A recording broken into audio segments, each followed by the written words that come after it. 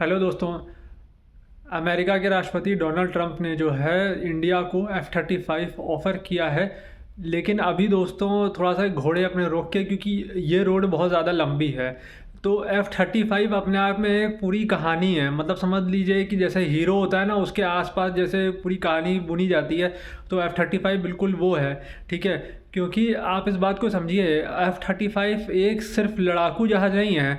F-35 को लेना मतलब कि आप अमेरिका से जो है लगभग शादी करने के, मतलब इंगेजमेंट आपकी हो गई, आप शादी कर रहे हैं, ये वाला हिसाब किताब है। क्योंकि F-35 जो है एक पूरा सिस्टम ऑफ सिस्टम है। वो एक 5वीं पीढ़ी का लड़ाकू जहाज़ है। और सबसे बड़ी बात है कि अमेरिका के जो हथियार हैं वो रूसी हथियारों से अलग होते हैं। और क्योंकि देखिए, इंडिया जो है ट्रेडिशनल बायर रहा है फ्रेंच और रशियन वेपन्स का। तो फ्रेंच वेपन तो देखिए, क्योंकि फ्रांस जो है नाटो का हिस्सा है, तो जो फ्रांस के जो लड़ाकू जहाज़ हैं या वेपन्स हैं, वो नाटो कंपैटिबल होते हैं। मतलब कि उनका वो उस नेटवर्क में फ्यूज़ हो सकते हैं। ठीक है, मतलब जैसे कि मैं अपने मोबाइल फ़ोन से किसी दूसरे बंदे के मोबाइल फ़ोन पे फ़ोन करके उससे बात कर सकता हूँ। तो ये जो है मतलब एक तरीके से बहुत सिंपल भाषा में वो एक दूसरे से बात कर सकते हैं।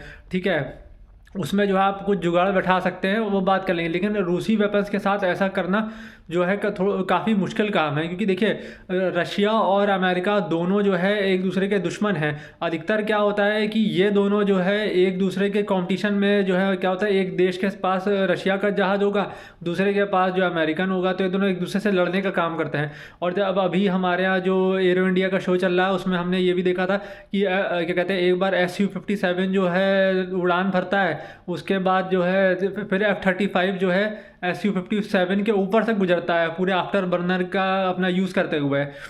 फिर क्या होता है, फिर थोड़ी देर बाद जो है फिर Su-57 जो है फिर उड़ता है। तो वो वाला वीडियो अगर आपने नहीं देखा तो बहुत गजब का वीडियो है ये। ऐसा खाली हिंदुस्तान में ही हो सकता है। ठीक है ना। और तो मेन सबसे बड़ी बात क्या है कि जो इस चीज़ को, डील को जो है रोक सकती है, वो ये है कि F-35 हो सकता है इंडिया को डायरेक्ट ऑफर ना किया जाए। हो सकता है कि F-21 के साथ लिंक करके जो है दिया जाए कि भाई आप F-21 खरीदो, तो हम आपको F-35 दे देंगे। ठीक है ना, कि आप जो है मतलब 60 70 या 100 F-21 खरीदो, और जो है फिर हम आपको जो है 2 स्क्वाड्रन F-35 दे देंगे। तो इस तरीके से लिंक किया जा सकता है। और तो और सबसे बड़ी बात है कि हमारे पास कोई अभी अपना इकोसिस्टम नहीं है। रशियन जहाज़ों का इकोसिस्टम है हमारे पास, फ्रेंच जहाज़ों का इकोसिस्टम है। अभी हमने राफेल लिए हो तो उसके जो ट्रेनिंग वगैरह जो सारी चीज़ें होती हैं वो हमारे पास हैं।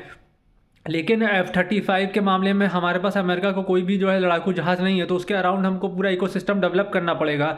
और तो और ये भी डर बना रहेगा। अभी जो अमेरिका ने अपाचे हेलीकॉप्टर की हमने डील की थी, तो सारे अपाचे हेलीकॉप्टर अभी हमको जो है नहीं मिले हैं। और तो और हमारे इंजन भी अभी रुके हुए हैं। तो हमारे हिसाब से पहले जो है ट्रंप पर जो है एक प्रेशर बना के कि भाई पहले इनको जल्दी आप डिलीवर कराइए, या क्या जो है वो मतलब अपनी भूमिका निभा सकते हैं, ताकि अपाचे और ये जो हमारे इंजन फाइटर जेट के हमारे रुके हुए हैं जनरल इलेक्ट्रिक के G404, तो उसको जो है हम जल्दी निकलवा सकें। फिर उसके बाद जो है हम F-35 के लिए जाए तो ज़्यादा समझ में आता है। क्योंकि भाई जिस चीज़ का ऑर्डर दे चुके हैं हम, पहले वो तो मिले। और क्या है, F-35 के साथ एक ये सबसे बड़ी दिक्कत हो सकती है कि उनके साथ हमारी कोई कुछ शर्तें तो नहीं आ रही हैं। क्योंकि अगर कुछ शर्तें आती हैं तो फिर भाई वो तो एक तरीके से पैरालिसिस वाली सिचुएशन हो जाएगी। अमेरिका के साथ सबसे बड़ी दिक्कत क्या है कि भाई इसको यहाँ नहीं यूज़ कर सकते, उसको वहाँ नहीं यूज़ कर सकते। रूसी जो हथियार होते हैं उनको तो भाई आप चाहे जैसे यूज़ करो, चाहे जहाँ यूज़ करना कर लो। उसको मॉडिफिकेशन में भी जो है हमको कोई दिक्कत नहीं होती। जैसे हम अपना मिशन कंप्यूटर वगैरह लगा सकते हैं, F-35 में आप ये सब नहीं कर पाओगे। क्योंकि अगर F-35 क्या एक पूरा सिस्टम है अपने आप में, उसको अगर आपने कोई भी चीज़ छेड़खानी की तो हो सकता है कि उसका पूरा सॉफ्टवेयर उड़ जाए। और क्योंकि देखिए जो रशियन हथियार हैं वो क्या कहते हैं, आप समझ लीजिए F-35 की बराबर नहीं कर सकते। अगर F-35 का जो मेन काम क्या है, वो एक तरीके से स्पीयर होता है। ठीक है ना, मतलब वो सबसे आगे चलेगा। जो एयर डिफेंस सिस्टम होंगे वो उनको भेदता हुआ जाएगा और उनको नष्ट करेगा। ठीक है ना, मतलब एयर डिफेंस सिस्टम उसको जल्दी जो है बहुत जल्दी जो डिटेक्ट नहीं कर पाएंगे। जब तक वो उनके 20 30 किलोमीटर पास पहुंच जाएगा, तब तक जो है उनको वो उसको डिटेक्ट नहीं कर पाएंगे जल्दी, एयर डिफेंस सिस्टम। और फिर वो जो है अपने स्टैंड ऑफ वेपन का यूज़ करते हुए, किसी भी मिसाइल का यूज़ करते हुए उनको निशाना बना सकता है, या अपना कहीं पे भी उसको लैंड अटैक करना होगा तो करके जा सकता है।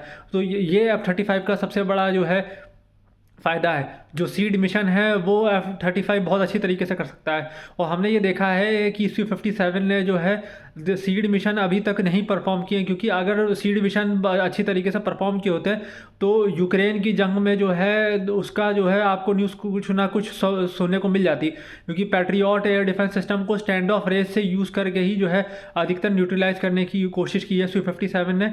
वो ऐसा नहीं है कि वो दुश्मन की सीमा में गया हो Su-57 और जो है एयर डिफेंस सिस्टम को जो उसने तबाह कर दिया हो, ऐसी खबरें अभी तक तो खैर मेरे सुनने में तो नहीं आई हैं।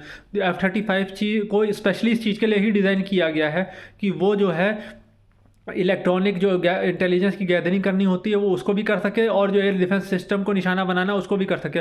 उसके बाद आपके 4.5 जनरेशन के जो है विमान आकर जो है बाकी सारा काम कर सकते हैं। तो ये चीज़ F-35 की सबसे बड़ी स्ट्रेंथ है। अगर हमारे पर कोई भी रिस्ट्रिक्शन लगते हैं कि भाई उसको पाकिस्तान की तरफ यूज़ ना करो, सिर्फ चाइना की तरह यूज़ करो, या S-400 अपना सिस्टम उधर से हटा के उधर करो, तो फिर भाई वो दिक्कत हो जाएगी ना। यही तो मैं आपसे बात कह रहा था कि जो एक पूरा नेटवर्क होता है ना, कि जैसे Su-57 आप लेंगे तो वो S-400 के साथ जो है मतलब बिल्कुल बात करेगा, और उससे क्या होगा कि जो S-400 का जो डाटा है वो Su-57 आराम से जो है यूज़ कर सकता है और फिर अपने टारगेट के लिए यूज़ कर सकता है, या Su-57 का जो पूरा डाटा है वो S-400 में ट्रांसफ़र करके आप उससे जो है किसी भी एक लड़ाकू जहाज़ को S-400 को शूट कर सकते हो, उससे शूट कर सकते हो। तो ये जो सारी कॉम्प्लेक्सिटीज़ हैं 5th जनरेशन में, ये अब आ रही हैं, क्योंकि अब आगे के जनरेशन में क्या है कि आप ये नहीं कर सकते हो कि भाई आपने एक सिस्टम जो है किसी और कंट्री का ले लिया और दूसरा सिस्टम किसी और कंट्री का ले लिया। अब एक तरीके से क्या है कि आगे आने वाले टाइम में जो नेटवर्क वॉरफेयर है ये बहुत ज़्यादा इंपॉर्टेंट कंपोनेंट हो गया है। मतलब कि आपको एक ही देश के सिस्टम में रहना पड़ेगा, उसी का एयर डिफेंस सिस्टम होगा, उसी का जो है लड़ाकू जहाज होगा, सारी चीज़ें उसकी होंगी। तो वो मतलब, या फिर आप उस अलायंस का हिस्सा हो, जैसे कि आप नाटो का हिस्सा हो, तो जो आप किसी यूरोपियन कंपनी के जो है गियर बाय कर लो या वो बाय कर लो वेपन्स, तो वो जो है अमेरिका के साथ जो है वेपन के साथ बाय कर पाएंगे। तो ये सबसे बड़ी बात है। और अभी तक खाली सिर्फ एक देश को, इजराइल को जो है F-35 को जो है मॉडिफिकेशंस के साथ जो है ऑफ़र किया गया है। हमें ये चीज़ भी नहीं भूलनी चाहिए। अब तो दोस्तों प्लीज़ इसको लाइक और कमेंट करें, अपने जो है विचार कमेंट बॉक्स में ज़रूर लिखें। थैंक यू दोस्तों।